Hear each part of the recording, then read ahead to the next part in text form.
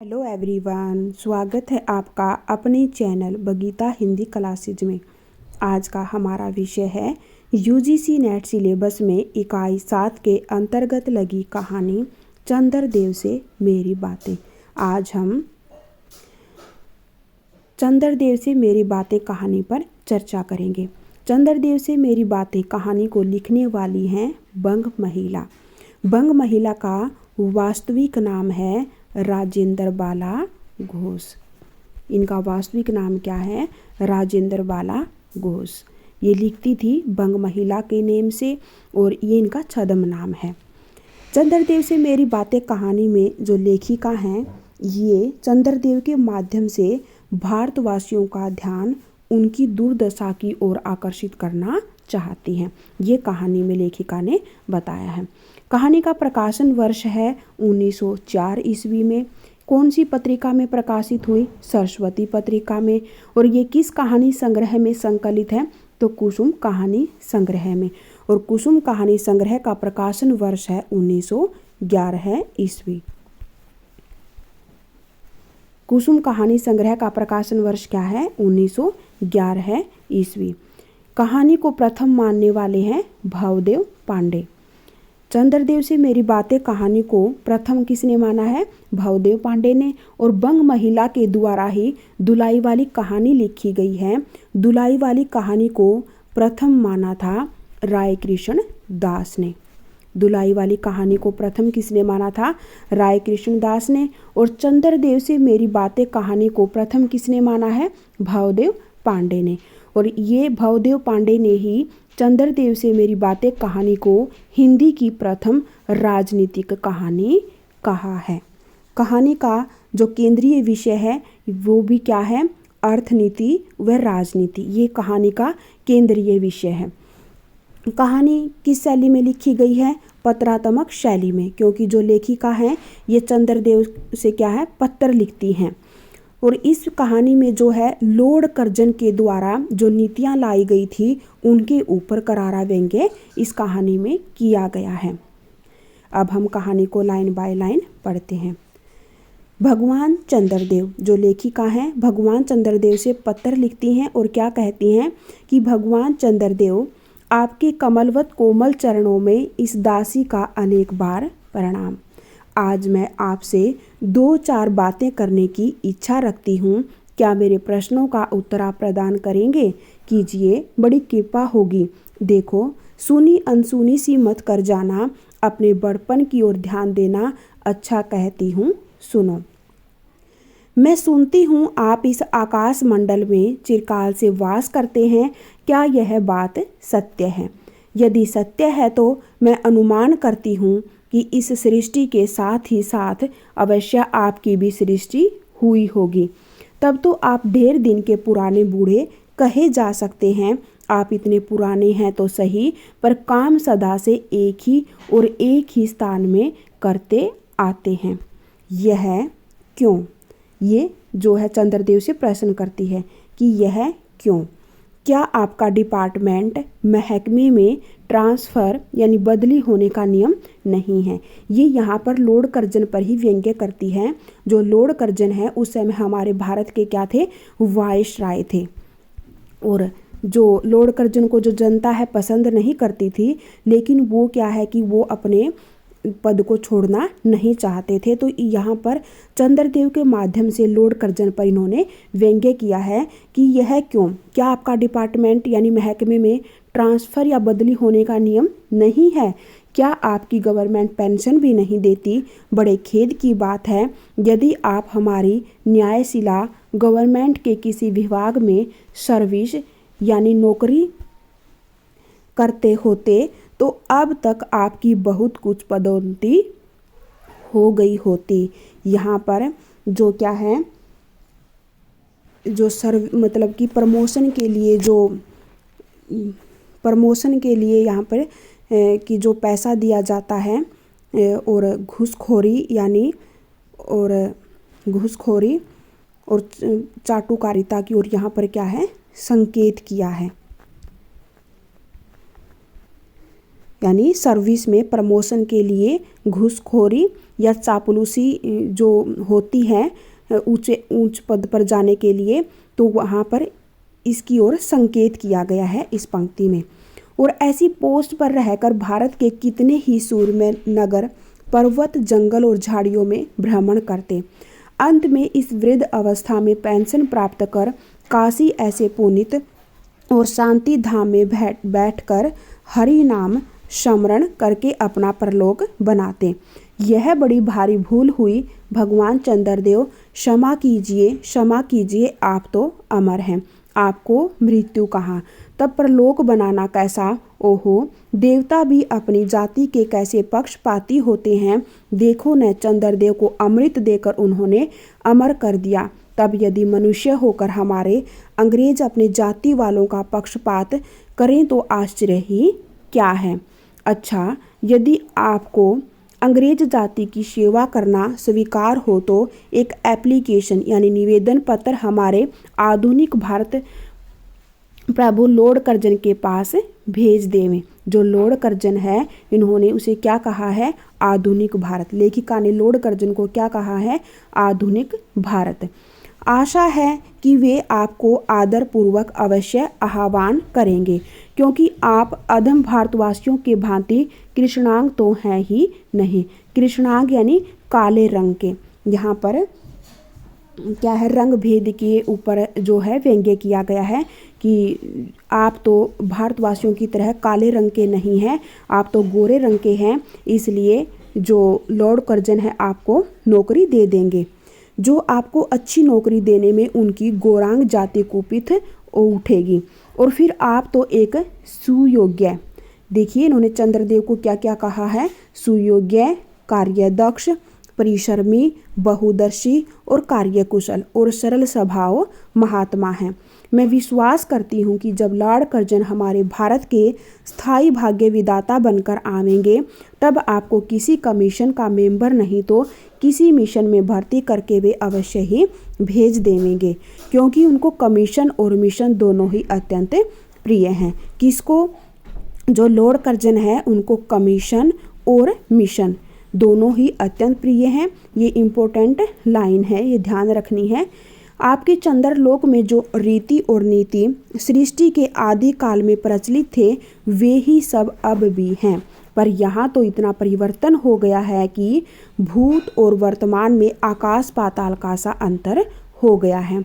मैं अनुमान करती हूँ कि आपके नेत्रों की ज्योति भी कुछ अवश्य ही मंद पड़ गई होगी, क्योंकि आधुनिक भारत संतान लड़कपन से ही चश्मा धारण करने लगी है। यहाँ पे जो कुपोषणग्रस्त बचपन की ओर जो है लेखिका ने संकेत किया है कि छोटे छोटे बच्चे हैं जो चश्मा धारण करने लग गए हैं, कुपोषणग्रस्त बचपन की ओर इस पंक्ति में जो है संकेत किया गया है। इस कारण आप हमारे दीनहीन क्षीण प्रभु भारत को उतनी दूर से भली भांति न देख सकते होंगे। अतएव आपसे सादर कहती हूँ कि एक बार कृपा कर भारत को देख तो जाइए।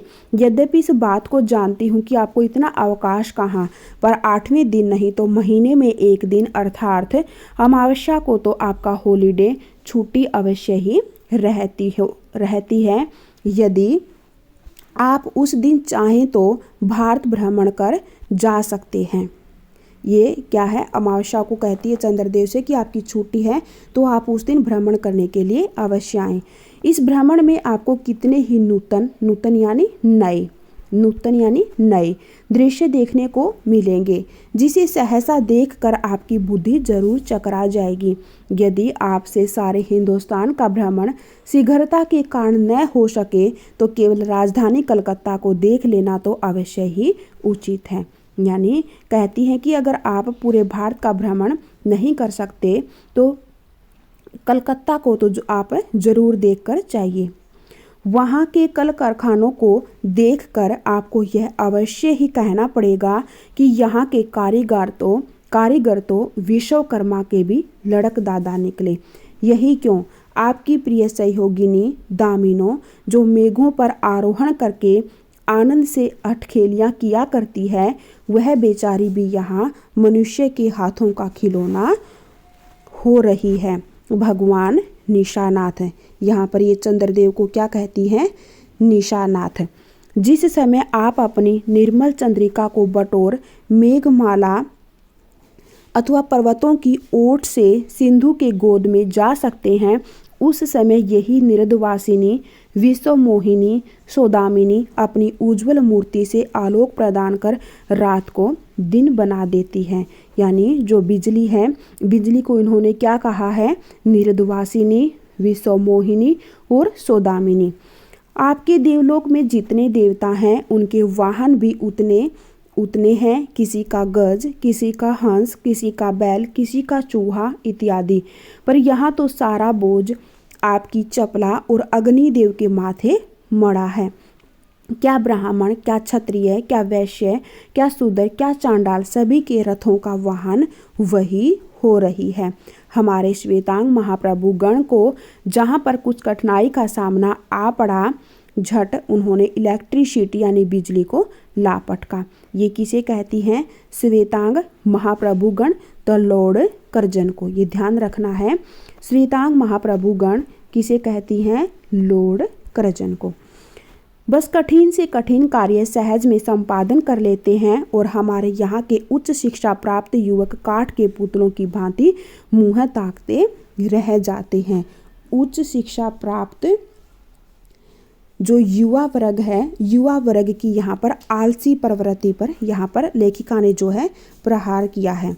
कौन सी प्रवृत्ति पर? आलसी प्रवृत्ति पर। युवा वर्ग की आलसी प्रवृत्ति पर क्या है? लेखिका ने प्रहार किया है। यहाँ के उच्च शिक्षा प्राप्त युवक काठ के पुतलों की भांति मुँह ताकते रह जाते हैं।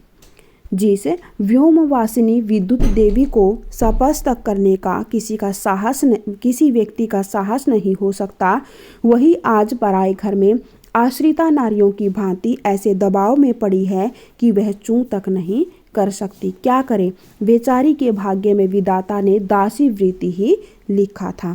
यहाँ पर इस पंक्ति में जो लेखिका ने क्या है, कहानी में बिजली के माध्यम से नारी की अवस्था, नारी की दुर्वस्था, नारी की दुर्वस्था पर जो है व्यंग्य किया है। लेखिका ने कहानी में बिजली के माध्यम से नारी की जो अवस्था थी उसका जो है यहाँ पर चित्रण किया है। बेचारी के भाग्य में विधाता ने दासी वृत्ति ही लिखा था। हरि पदोदवा त्रिलोक्य पावनी सुरसुरी के भी खोटे दिन आए हैं, वह भी अब स्थान में बंधनग्रस्त हो रही है। उसके वक्ष स्थल पर जहाँ तहाँ मोटे वृद्धाकार खंभ गाड़ दिए गए हैं। यहाँ पर जो ये गंगा नदी के ऊपर जो पुल वगैरह बनने लगे थे उनके ऊपर संकेत किया है कि मोटे मोटे वृद्धाकार खंभ गाड़ दिए गए हैं, मतलब कि पृथ्वी की जो है दुर्दशा की ओर यहाँ पर संकेत किया है। कलकत्ता आदि को देखकर आपके देवराज सुरेंद्र भी कहेंगे कि हमारी अमरावती तो इसके आगे निरी फीकी सी जान पड़ती है। वहाँ ईडन गार्डन तो पारिजात परिशोभित नंदन कानन को भी मात दे रहा है। वहाँ के विश्वविद्यालय के विश्वश्रेष्ठ पंडितों की विश्वव्याधिनी विद्या को देखकर वीणा पाणी सरस्वती देवी भी कहने लग जाएंगी कि निसंदेह इन विद्या दिग्गजों की विद्या चमत्कारिणी है। वहीं के फोर्ट विलियम के फौजी सामान को देखकर आपके देव सेनापति कार्तिकेय बाबू के भी छक्के छूट जाएंगे, क्योंकि देव सेनापति महाशय देखने में खास बंगाली बाबू से जंचते हैं और उनका वाहन भी एक सुंदर मयूर है। बस इससे उनके वीरत्व का भी खूब परिचय मिलता है। वहाँ के मिंट टकसाल को देखकर सिंधु तन्या, आपकी प्रिय सहोदरा कमला देवी तथा कुबेर भी अकचका जाएंगे। इन्होंने जो है चंद्रदेव के सहोदरा किसे माना है? कमला देवी और कुबेर को। ये ध्यान रखना है, लेखिका ने चंद्रदेव की सहोदरा किसे कहा है? कमला देवी और कुबेर को। भगवान चंद्रदेव इन्हीं सब विश्वोत्पादक अपूर्व दृश्यों का अवलोकन करने के हेतु आपको सादर निमंत्रित तथा सविनय आहूत करती हूँ। संभव है कि यहाँ आने से आपको अनेक लाभ भी हों। आप तो अनादिकाल से निज उज्ज्वल वपु में कलंक की, वपु यानी शरीर, वपु का अर्थ यहाँ पर क्या है, शरीर, कलंक की कालिमा लेपन करके कलंकी, शशांक, शशधर, शशलांछन आदि उपाधि मालाओं से भूषित हो रहे हैं। लेखिका चंद्रदेव से क्या कहती है कि आपका जो पवित्र उज्ज्वल शरीर है ना, उसमें जो कलंक, काला जो धब्बा लगा हुआ है, उस लेपन करके उस आप किस किस उपाधि से भूषित हो रहे हैं, शशांक, शशधर और शशलांछन आदि उपाधि मालाओं से भूषित हो रहे हैं।